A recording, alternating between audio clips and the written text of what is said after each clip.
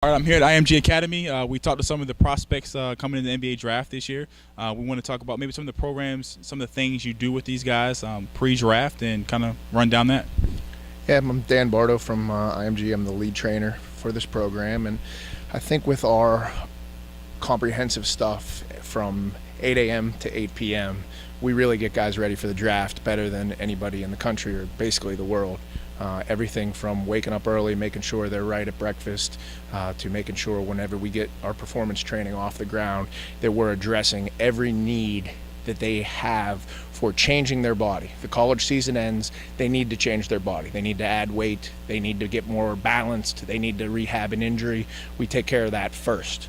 Then they get on the court, and we basically use the same philosophy to enhance their game.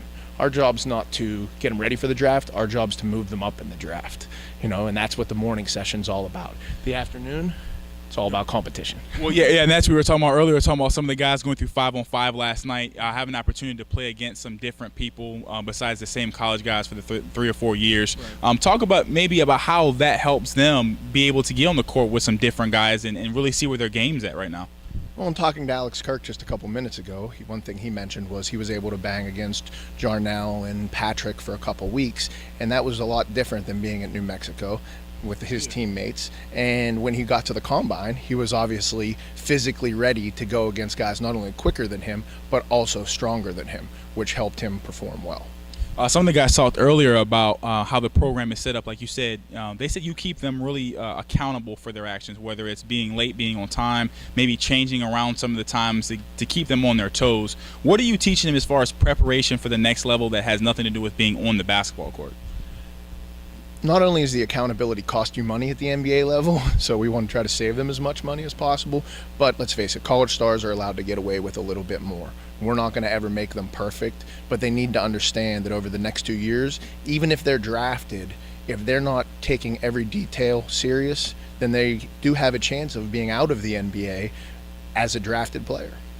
Now, you're dealing with guys of all ages, anywhere between 18 to 24 years old. Do you find it difficult, or do you have to kind of maybe adjust the way you approach each guy? Because you got some guys that want the military coach, and some guys need the pat on the back type guy. Right. Do you adjust your philosophy to each guy, or do you kind of just go everybody at the same type of direction? I think that we definitely customize it. Not only the way that the player went through college, but also we take into account the way that they were in high school. Were they a high school superstar, or were they maybe a late bloomer? Because that's going to really affect their psychology, both in the training facility here, as well as when they travel for the most important part of this process, which is going to another NBA facility, Chicago or Philadelphia or Orlando, to be in a workout. Some guys do really well here, and when they change environments, they're not ready for the change of environment. So we try to take every detail of what they're capable of into the training. Now, IMG is so important in performance enhancing for every athlete: tennis, golf. What specifically basketball? What does a basketball trainee get here, whether it's getting ready for the draft, college, or whatever? What do they get here that they can't get anywhere else? You said it's probably the best in the country, if not the world. What do they get specifically here where they can't get anywhere else? Well, I mean, look at the point guard position. We have our vision training center where the point guards can work on their peripheral vision. If you're trying to move somebody like Rodney Hood, who kind of played at the 3 and the 4, to more of a shooting guard, more of a ball screen guy, our vision training is something that's going to help enhance the way he can read the court, the way he sees the floor. Can't offer that anywhere else. You take Alex Kirk, who needed to get it in a little bit better shape, had some injuries during college. We have HSS here who can give us everything that we need with the best physical therapists, in the country, to make sure that he's advancing not only for his pre-draft workouts, but more importantly for summer league, training camp, and his whole rookie year, which is now 82 games.